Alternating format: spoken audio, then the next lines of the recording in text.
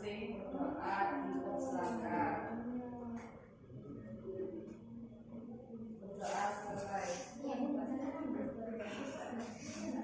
Hari ini ada yang tidak masuk? Ada belum? Ada yang masuk Bu? Siapa? Masuk. Oh ya, ini kemana saja tidak masuk? Nggak tahu. Hari ini kita akan belajar tentang keberagaman aktivitas ekonomi masyarakat Indonesia. Jadi, mengapa aktivitas ekonomi di Indonesia itu beragam? Mbak Hansana mungkin bisa menjawab. Tidak tahu. Oh, Ada karena yang bisa membantu? orang-orangnya beragam dari mana-mana saja. Jadi bekerjanya berbeda-beda. Iya. Tempat tinggal Bu, tempat tinggal. Tempat tinggal. Ada lagi? Tentang geografi. Ya, jawabannya semua sudah tepat. Nah, sebelum itu saya mau membagi kelas ini menjadi beberapa kelompok kecil. Satu kelompok 4 anak. 1, 2, 3, 4. Ini 4. 1, 2, 3, 4. 1, 2, 3, 4. 1, 2, 3, 4. 5. Yang belakang 5.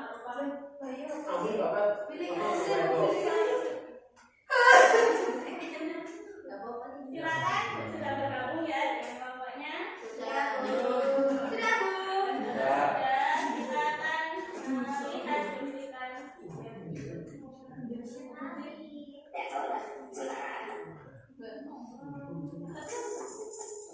Aktivitas ekonomi terdiri atas 3 bagian, yaitu produksi, distribusi, dan konsumsi. Aktivitas ekonomi penduduk Indonesia tentunya disesuaikan dengan kondisi wilayah Indonesia. Wilayah Indonesia meliputi wilayah daratan dan air. Wilayah Indonesia juga mengandung potensi alam yang limpah. Namun potensi alamnya belum mampu dimanfaatkan secara optimal bagi kemakmuran penduduknya. Sebagai negara bangsa, sudah seharusnya kita ingin berperan aktif dalam pemanfaatan potensi alam secara bijak. Apa saja sih aktivitas ekonomi yang dilakukan masyarakat? Ayo, aktivitas ekonomi apa yang kalian ketahui di sekitar rumah? Jualan. Iya, Petani. bikin keripik. Ya, produksi keripik. Jualan ayam atau makan. Ada lagi? Ada. Beli. Pendidikan apa saja aktivitas ekonomi tersebut? Kita belajar sama-sama yuk. Aktivitas ekonomi di bidang pertanian. Wilayah Indonesia berada di antara 6 derajat lintas utara sampai 11 derajat lintas selatan. Posisi ini menyebabkan wilayah Indonesia memiliki tropis. Wilayah Indonesia mendapatkan banyak sinar matahari dan curah hujan sepanjang tahun. Kondisi ini sangat mendukung aktivitas pertanian. Aktivitas pertanian juga didukung tingkat kesuburan tanah yang tinggi karena mengandung banyaknya gunung api di Indonesia. Nah, berdasarkan kondisi geografisnya, aktivitas pertanian dibedakan menjadi pertanian lahan basah dan pertanian lahan kering. Pertanian lahan basah membutuhkan banyak air, misalnya sawah irigasi dan sawah lebat. Sementara pertanian lahan kering membutuhkan sedikit air, misalnya tegalan dan perkebunan. Aktivitas ekonomi di bidang peternakan. Aktivitas peternakan yang dikelola masyarakat dapat berupa peternakan unggas, hewan kecil, dan hewan besar. Peternakan unggas contohnya ayam, itik, burung, dan angsa. Peternakan hewan kecil antara lain kelinci, kambing, dan domba. Sementara peternakan hewan besar meliputi sapi, kerbau, dan kuda. Hasil dari peternakan bisa berupa telur, daging, kulit, susu, atau bulu. Bahkan tidak hanya untuk dikonsumsi masyarakat. Hasil ternak juga dapat diolah menjadi berbagai kerajinan. Misalnya tas, sepatu, jaket, atau bola untuk bulu tangkis, dan sebagainya. Aktivitas ekonomi di bidang perikanan. Sekitar 2/3 wilayah Indonesia adalah perairan. Fakta inilah yang menjadikan Indonesia dikenal dengan sebutan negara maritim. Luasnya wilayah perairan menyimpan potensi kekayaan alam yang limpah. Salah satunya adalah perikanan. Aktivitas perikanan dikelompokkan menjadi perikanan tangkap dan perikanan budidaya. Aktivitas perikanan tangkap dilakukan oleh nelayan dengan cara menangkap ikan di laut. Dahulu nelayan mengandalkan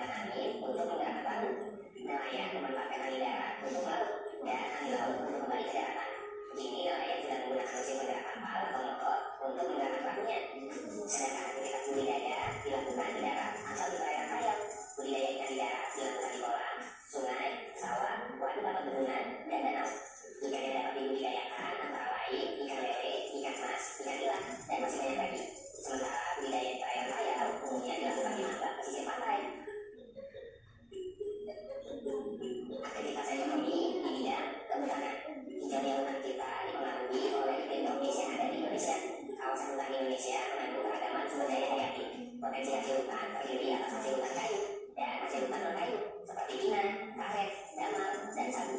Hasil kayu menjadikan Indonesia sebagai negara pengekspor kayu. Bagi Indonesia, hasil ekspor kayu menjadi salah satu sumber pendapatan negara. Aktivitas kehutanan juga perlu memperhatikan kelestarian hutan. Kelestarian hutan dapat dijaga dengan cara melakukan tebang pilih dan penghijauan atau reboisasi lahan gundul. Aktivitas ekonomi di bidang pertambangan. Kekayaan alam di Indonesia juga terkandung di perut bumi, yaitu berupa barang tambang. Di Indonesia terdapat barang tambang minyak dan gas atau disingkat migas dan barang tambang non-migas. Contoh barang tambang non-migas antara lain emas, perak, tembaga, batu bara, biji besi, nikel, aluminium, intan, pasir besi, dan boksit. Barang tambang sifatnya tidak dapat diperbarui, sehingga harus dimanfaatkan dengan bijak. Ketersediaan barang tambang harus dijaga untuk kebutuhan masa kini dan masa mendatang. Selain itu, kita perlu mencari sumber daya alam alternatif agar barang tambang tidak cepat habis. Aktivitas ekonomi di bidang industri. Industri merupakan usaha mengubah bahan mentah menjadi barang siap jadi atau barang jadi. Bahan mentah bersumber dari sumber daya alam. Adanya aktivitas industri dapat meningkatkan nilai dan kualitas suatu barang. Aktivitas industri dapat dilakukan oleh perorangan, kelompok, maupun badan usaha. Contoh industri di Indonesia antara lain industri otomotif, industri konveksi, industri elektronik, sepatu dan sandal, industri ban, pengawet ikan, minuman. Nah, ada di sekitar kita, termasuk aktivitas ekonomi di bidang industri, ada apa aja Pak Nailul? Tekstil. Tekstil, kayak konveksi. Yang tekstil.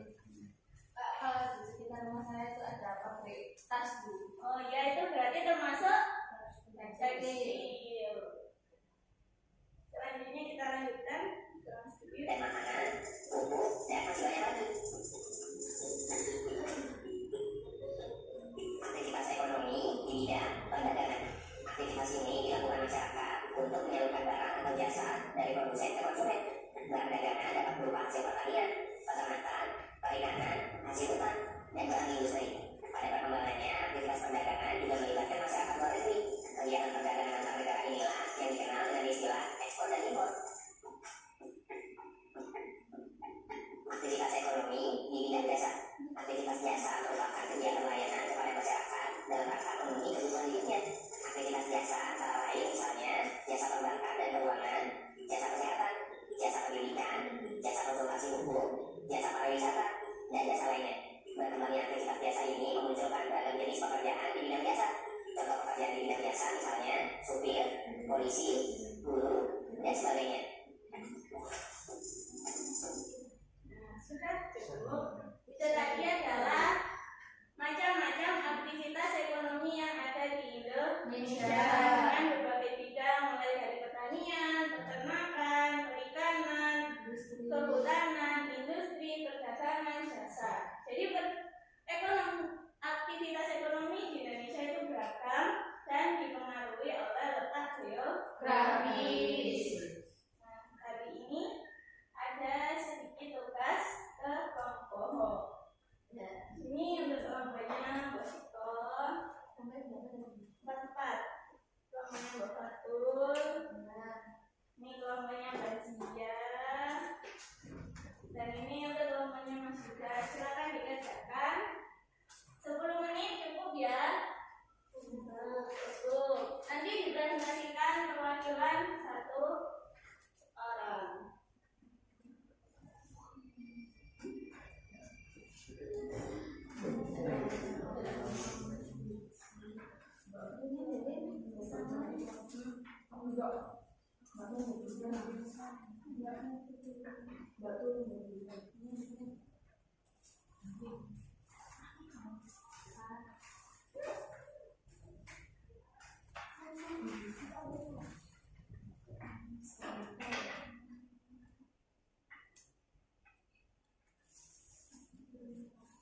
Kalau ada yang perlu ditanyakan, silakan ditanyakan. Yang tidak paham,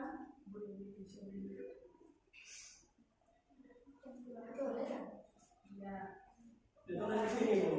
Ya, ditulis di situ. Dilukis, ya. Ya, ditulis di situ. Bagaimana Mbak Fatul ada kesulitan? Juga ada Bu.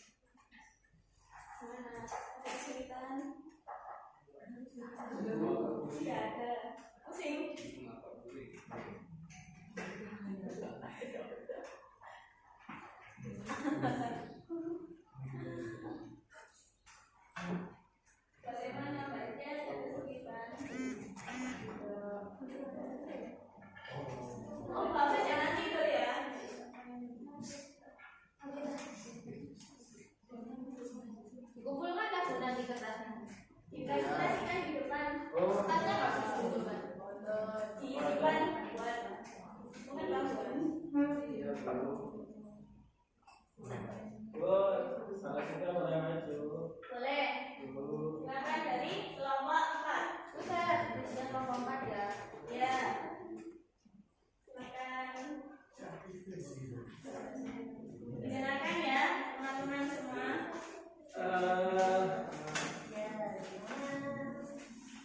Ya, silakan boleh dimulai. Nama daerah yang dikaji itu apa sih? Dikaji. Dikaji. Ya, dikaji. Kabupaten Manika, Papua Tengah. Wow. Letak geografisnya ini dataran tinggi dan pegunungan, termasuk wilayah sekitar pegunungan Jaya.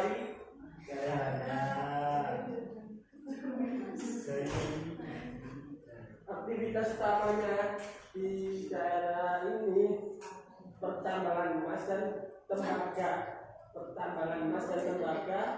perdagangan transportasi atau logistik, jasa pendukung tambang. Aktivitas apa yang membuat aktivitas ini muncul?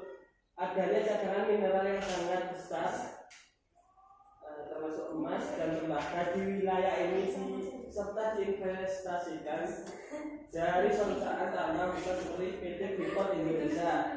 Dampak bagi kehidupan sosial munculnya ketimpangan sosial dan ekonomi, perubahan gaya hidup masyarakat, konflik sosial karena distribusi keuntungan tambang.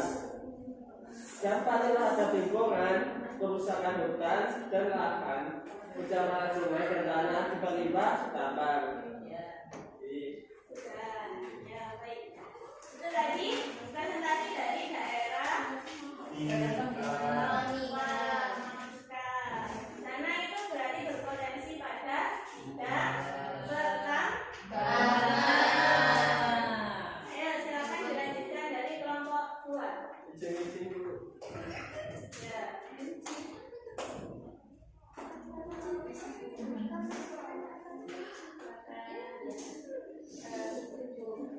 Ya. Studi kasusnya Nama daerah yang dikaji itu di Sleman, Jakarta. Terus letak geografisnya itu di daerah dataran tinggi berada di kaki Gunung Merapi. Terus aktivitas ekonomi utama masyarakat itu sebagai petani petani salak pondok, sayuran dan padi. Terus apa yang membuat aktivitas ini muncul? Karena tanah yang subur, material vulkanik dari Gunung Merapi. Itu ya benar ya. Terus selanjutnya dampak terhadap kehidupan sosial. Masyarakat bergantung pada pertanian, namun harus siap menghadapi gangguan seperti gagal panen atau evakuasi saat terjadi erupsi Gunung Merapi. Terus yang terakhir, dampak terhadap lingkungannya itu tanah menjadi subur karena abu vulkanik, namun erupsi dapat merusak lahan pertanian dan mengganggu ekosistem. baik. Ya, langsung dilanjutkan dari kelompok 3. Nama daerah yang dikaji itu di Gunung Kawi, letak geografisnya terletak di daerah dataran tinggi. Aktivitas ekonomi utama masyarakat sebagai petani kopi, penyebabnya karena daerah dekat gunung. Terus dari zaman dulu itu banyak masyarakat lokal itu yang menanam kopi. Dampak terhadap kehidupan sosial, masyarakat dapat menikmati kopi khas Gunung Kawi. Dampak terhadap lingkungan, masyarakat sulit menjangkau kota karena jalan rusak. Dampak banyaknya dari mobil besar yang sering lewat untuk mengambil kopi dari daerah Gunung Kawi. Ya, baik. Di sini berarti ambil studi kasusnya di sekitar. Ya. Ayo silakan